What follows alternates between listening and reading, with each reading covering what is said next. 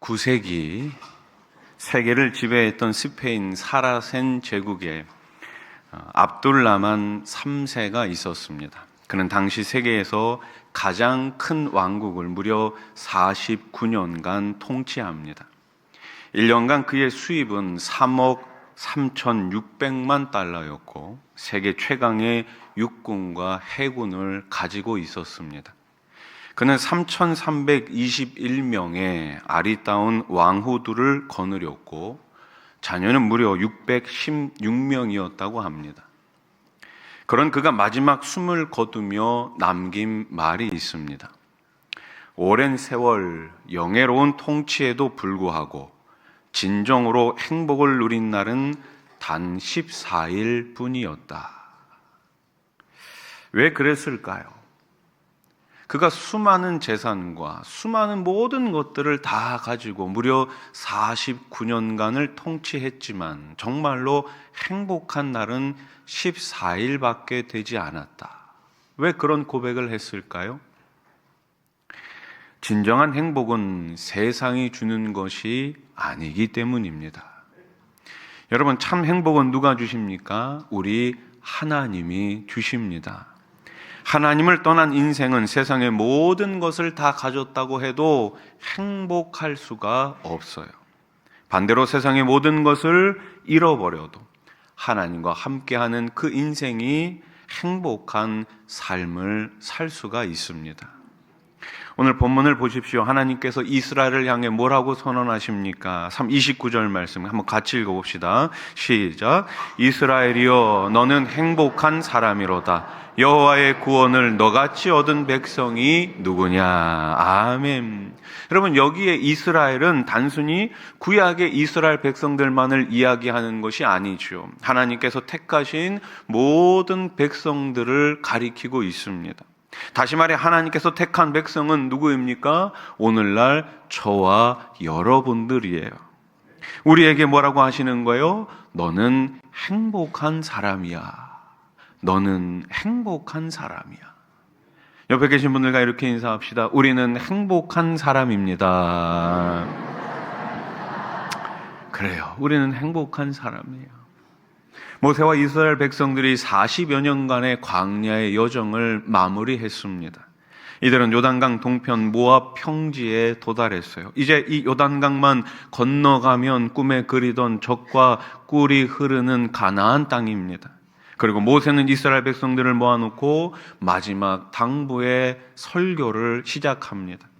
모세가 백성들을 사랑하는 마음으로 전하는 세 편의 설교가 바로 신명기의 말씀입니다.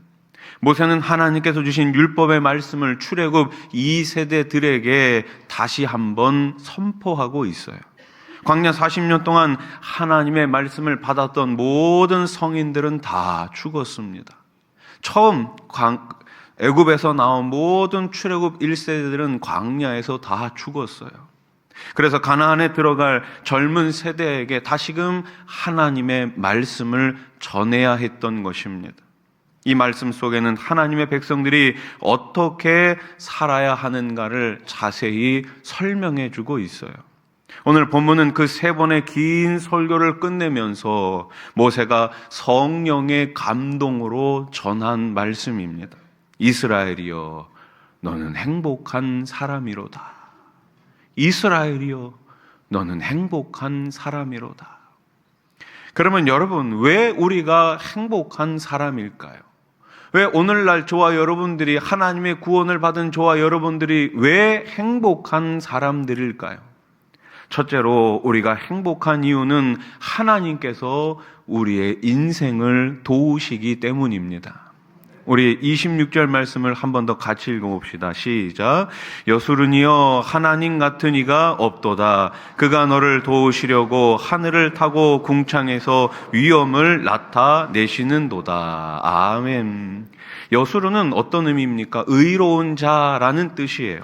이는 하나님의 택한 백성을 부르는 별명이에요. 여수른, 여수른. 따라해 보십시오. 여수른 뜻이 뭐라고요? 의로운 자라고요. 하나님께서 여수른, 즉 하나님의 사랑을 받는 성도를 도우신다는 뜻이에요. 하늘을 타고라고 번역된 히브리어 로케브는 올라타다, 달리다라는 뜻을 가지고 있어요. 하늘을 난다, 하늘을 달린다, 어떤 의미예요? 빠르다라는 의미죠. 무슨 의미입니까? 하나님께서 하늘을 나는 것처럼, 하나님께서 하늘을 달리는 것처럼 당신의 자녀들을 도우실 때는 급하고 빠르게 임하셔서 역동적으로 저와 여러분들을 도와주신다는 것입니다. 평소에는 느긋하던 부모도 아이가 아프면 어떻게 해요? 급하게 아이를 차에 태우고 병원으로 달려가지 않습니까? 제가 예전에 참 오래전의 일인데 신방을 갔습니다. 저녁에 이제 모이는 셀이었는데 한 7시인가 모이는 셀이었어요.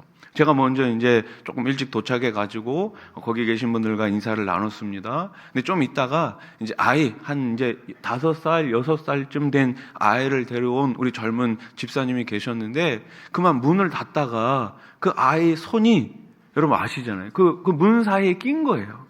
그거를 미처 엄마가 모르고 문을 이렇게 닫았던 거죠. 아이가 막 비명을 지르면서 막 소리를 지르는데 근데 깜짝 놀랐습니다. 예. 그 집사님 소리가 더 크더라고요. 예. 그러면서 어떡해 막 이러면서 제가 이제 순간적으로 이제 저도 이제 좀 진정을 해야 되니까 집사님 빨리 우리 병원으로 갑시다. 그래가지고 이제 그 집사님이 운전을 너무 떨려가지고 운전을 못 하시는 거예요. 제 차로 갑시다 해갖고 이제 의료원으로 빨리 이렇게 데리고 오는데 막 뒤에서 계속 엄마는 막 안전보전 못하면서 엄마가 미안해 막 이러는데 애는 막 계속 울고 있고 그래서 이제 다행히 의료원에 가가지고 이제 응급실로 이제 빨리 이제 갔죠. 응급실로 빨리 갔는데 이제 그때 의사가 저보고 남편이냐고 해서 저 아닌데요. 저 보호자 아닙니다. 예. 교회 목사입니다. 예. 여러분 급하면 뭐 신호도 때로는 무시할 수 있어요. 지금 사람의 생명이 왔다 갔다 하고 있는데 하나님께서 우리의 어려움을 보시고 그냥 가만히 지켜만 보시는 분이 아닙니다. 우리를 어떻게 하신다고요? 적극적으로 도우시는 분이에요. 결국 이 말씀은 하나님께서 당신의 백성을 적극적으로 힘을 다하여 도우신다는 뜻입니다. 그래서 최근에 번역된 성경이 있어요. 우리 한글 성경이 굉장히 오랜만에 번역본이 하나 나왔는데 새 한글 성경입니다. 이 새 한글 성경에는 26절 말씀을 이렇게 번역해 놨어요. 한번 띄워주세요. 여술은 하나님 같은 신은 없어요. 그대를 돕느라 하늘을 타고 다니시는 분, 위험찬 모습으로 구름을 타고 다니시는 분이시지요. 아멘. 여기 보면 하늘을 타고 다니시는 분 이렇게 묘사되어 있죠. 천지 만물을 창조하신 하나님의 영광을 노래할 때 사용하는 표현을 지금 쓰고 있는 거예요. 천지 만물을 창조하신 하나님께서 저와 여러분들을 도우신다면 그 아무리 강한 대적도 꼼짝할 수 없는 거예요. 하나님이 내 편이 되어주시기 때문에 이 세상의 그 어떠한 대적도 두려워할 필요가 없는 것이죠. 보좌에 앉아 계신 하나님께서 하나님의 백성을 위하여 하늘에서 날아서 내려오실 만큼 하나님께서는 당신의 백성을 사랑하고 계십니다. 지난 2024년도 저와 여러분들을 하나님께서 사랑해 주셨습니다. 뿐만 아니라 오늘 2025년 새해 첫날부터 마지막 12월 31일까지 우리 하나님의 사랑은 우리 가운데 충만하게 넘칠 줄로 믿습니다. 그래서 우리는 행복한 사람이에요. 예수 믿는 사람은 행복한 사람들입니다. 전능하신 하나님께서 저와 여러분들을 도우시기 때문입니다. 이 얼마나 감격스러운 말씀입니까? 세상의 사람이 나를 도와줘도 감격스러운데 이 온 천지를 만드신 하나님께서 지금 저와 여러분들을 도우시겠다고 약속하신 이 약속의 말씀을 붙들고 올 한 해도 힘있게 살아가시기를 우리 주님의 이름으로 축원합니다. 둘째가 아니네요. 죄송합니다. 자, 계속해서 본문 27절 말씀을 우리 한 번 더 같이 읽어봅시다. 시작. 영원하신 하나님이 내 처소가 되시니 그의 영원하신 팔이 내 아래에 있도다. 그가 내 앞에서 대적을 쫓으시며 멸하라 하시도다. 아멘. 여기 보니까 어떤 표현이 나와요? 내 처소가 되시니 라는 표현이 나와요. 히브리어 메오나라는 단어인데 피난처라는 뜻이에요. 따라해 보십시오. 피난처. 하나님께서 자신의 백성의 피난처가 되어주신다는 놀라운 말씀입니다. 하나님의 피난처라면 그곳이 가장 안전한 곳이 아니겠습니까? 여러분, 이 땅에 수많은 사람들이 안전한 곳을 찾아가잖아요. 어디가 안전할까? 저기가 안전할까? 이쪽이 안전할까? 안전한 곳을 찾아다닙니다. 그러나 하나님께서 계신 그곳, 하나님께서 우리를 위해 만들어주신 그 피난처가 가장 안전한 곳임을 믿으시기 바랍니다. 그래서 시편 46편 1절 말씀을 우리는 늘 기억하고 있어야 해요. 하나님은 우리의 피난처시요 힘이시니 환난 중에 만날 큰 도움이시라. 아멘. 뭐라고요? 우리의 피난처시고 힘이시다. 누가요? 우리의 하나님이요. 여러분, 찬송가 70장 피난처 있으니라는 찬송 잘 아시죠? 피난처 있으니 환난을 당한 자 이리 오라. 땅들이 변하고 물결이 일어나 산 위에 넘치되 두렵지 않네. 4절 같이 찬양해 봅시다. 높으신 하나님 우리를 구하니 할렐루야.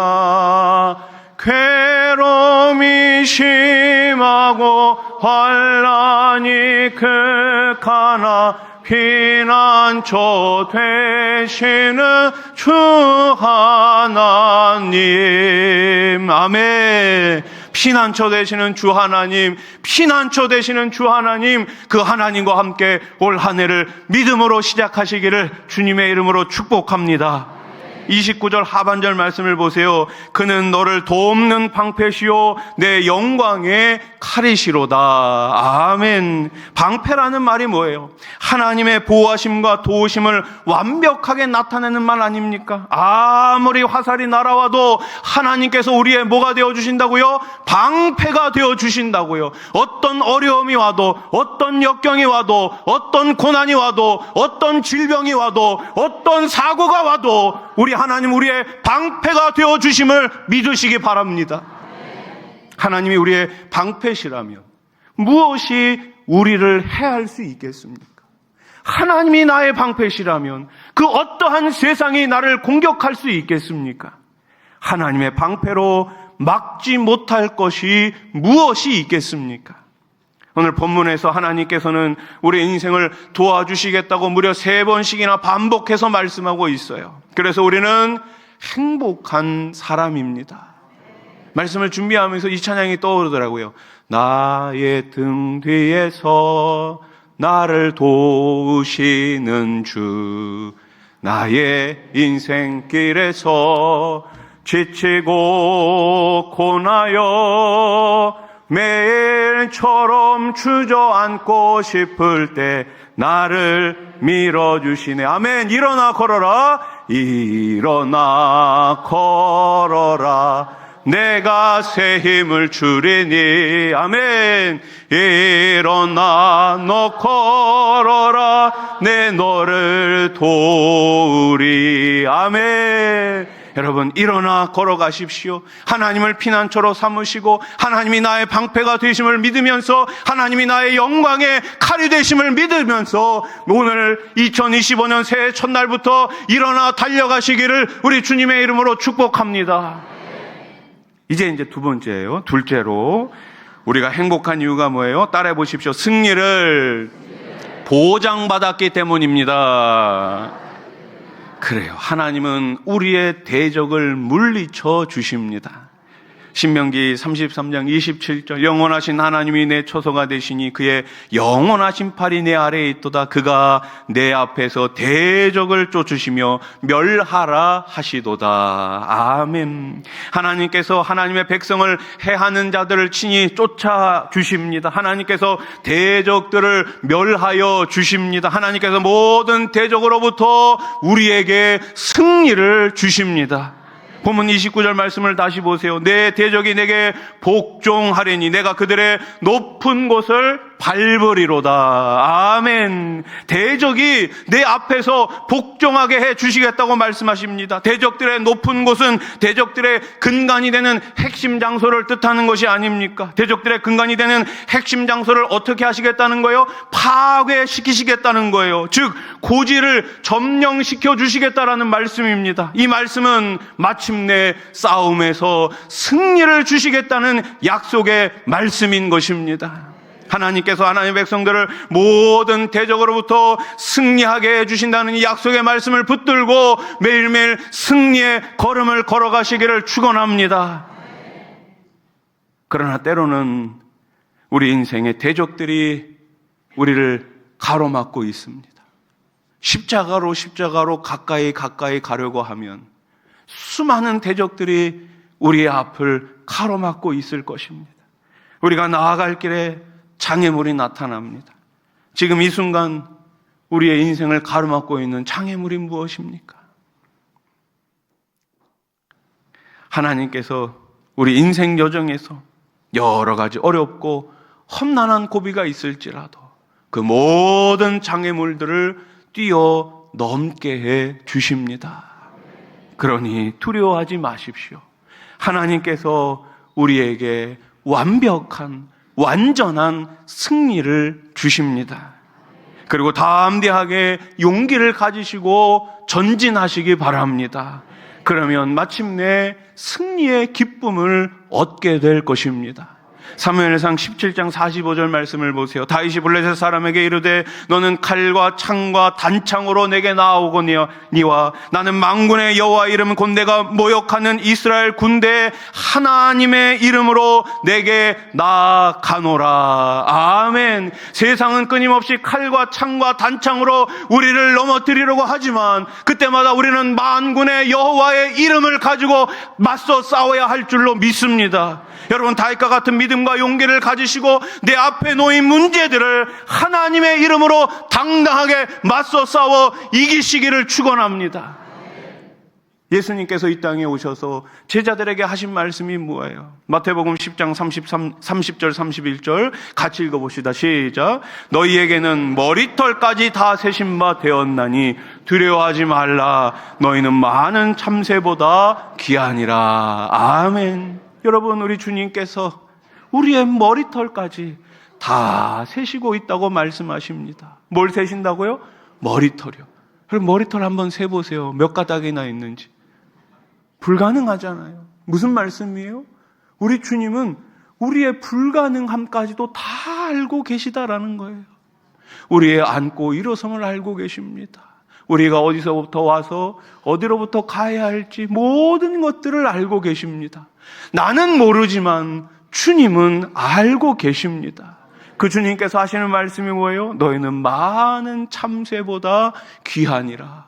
그렇습니다. 이 세상의 수많은 창조물들 가운데 바로 우리 사람, 하나님의 자녀, 우리가 가장 존귀한 자임을 믿으시기 바랍니다. 나를 위해 싸워주시고 우리의 모든 것을 아시는 주님과 함께 2025년을 행복한 한 해로 출발하시기를 축복합니다. 마지막 셋째로, 우리가 행복한 사람은 왜 우리가 행복한 사람일까요? 우리는 구원을 얻었기 때문입니다. 자, 오늘 보면 29절 상반절 말씀 다시 보세요. 이스라엘이여 너는 행복한 사람이로다. 여호와의 구원을 너같이 얻은 백성이 누구냐. 아멘. 여호와의 구원을 너같이 얻은 백성이 누구냐. 여러분, 이스라엘 백성들이 뭘 잘해가지고 하나님께서 택해 주신 것이 아니잖아요. 여러분, 이스라엘 백성들은 광야에서 10번도 넘게 하나님의 말씀을 거역했습니다. 그럼에도 불구하고 그들을 지금 가나안 땅 목전까지 인도해 주신 거예요. 우리의 삶도 마찬가지 아닙니까? 순종의 삶보다는 불순종의 삶이 많지 않았습니까? 그럼에도 불구하고 하나님께서 여기까지 우리를 인도해 주시고 우리에게 영원한 생명, 구원을 허락해 주신 것, 이것만 생각한다면 우리가 늘 감격 가운데, 기쁨 가운데, 감사 가운데 살 수 있는 것이 아닙니까? 우리는 하나님께서 구원하신 하나님의 백성이기에 행복한 사람입니다. 죄인이었던 우리를 구원해 주셔서 의인이 되었습니다. 그래서 우리는 용서받은 의인이에요. 따라해 보십시오. 용서받은 의인입니다. 죄가 있어요. 죄가 해결되어서 하나님께서 우리를 구원해 주신 것이 아니라 죄가 있지만 하나님께서 우리의 죄를 어떻게 하신 거예요? 용서해 주신 거예요. 그래서 우리는 용서받은 죄인, 용서받은 의인인 것입니다.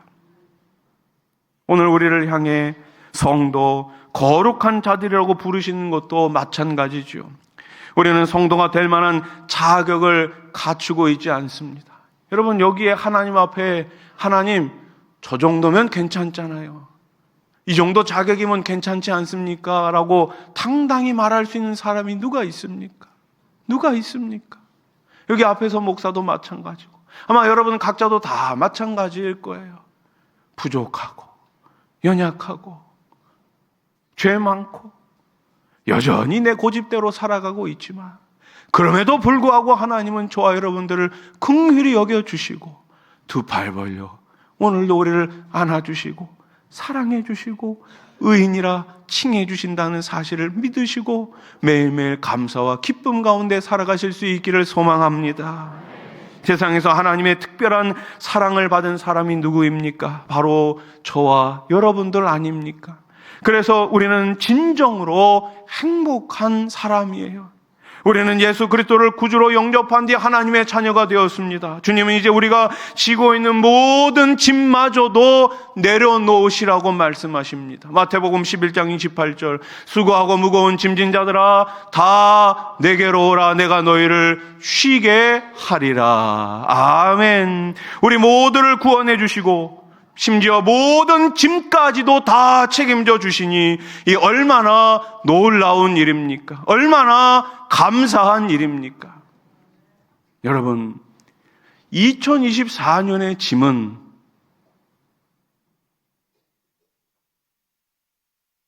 이제 생각하지 마십시오. 2024년의 짐을 오늘까지 가져오신 분이 만약에 있다면 오늘 이 자리에 다 내려놓으시고 올 한 해를 시작하시기 바랍니다.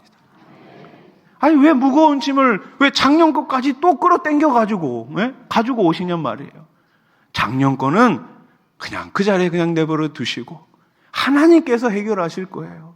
아니 내가 해결 못하는 걸 왜 자꾸만 가지고 다니십니까? 따라해 보십시오. 하나님께 맡깁시다. 그거 아무리 내가 가지고 발버둥 쳐도 해결 안 돼요. 해결 안 돼. 해결 안 되는 건 해결 안 되는 대로 내버려 두시고 다가오는 새해, 이제 출발하는 새해 믿음을 가지고 소망을 가지고 사랑을 가지고 달려갈 수 있기를 축원합니다. 사랑하는 성도 여러분, 행복한 사람에게는 특징이 있어요. 어떤 특징이 있습니까? 언제나 입가에 미소가 있어요. 미소가 있어요. 행복하면 미소가 있어요. 맞잖아요. 미소가 있어요. 행복한 사람은 환경이 어려워도 어때요? 웃음을 잃지 않아요. 행복하니까 환경 때문에 내 생각, 내 감정이 좌지우지 되지 않는 거예요. 왜? 하나님께서 나에게 행복을 주셨기 때문에 이 모든 것들이 내 행복을 뺏어갈 수 없는 거예요. 아멘. 예. 우리는 행복한 사람입니다. 성도는 행복한 사람입니다. 우리 가정은 행복한 가정입니다. 선포하세요. 선포하세요. 우리 가정은 행복한 가정입니다. 선포하시기 바랍니다. 우리 교회는 행복한 교회입니다. 여러분 선포하시기 바랍니다. 가정에 들어갈 때마다 문고리를 붙들고 우리 가정은 행복한 가정입니다. 교회 올 때마다 우리 교회는 행복한 교회입니다. 선포하시기 바랍니다. 예. 그렇게 2025년 행복한 사람으로 행복한 공동체로 살아가시기를 우리 주님의 이름으로 간절히 축원합니다. 축원합니다.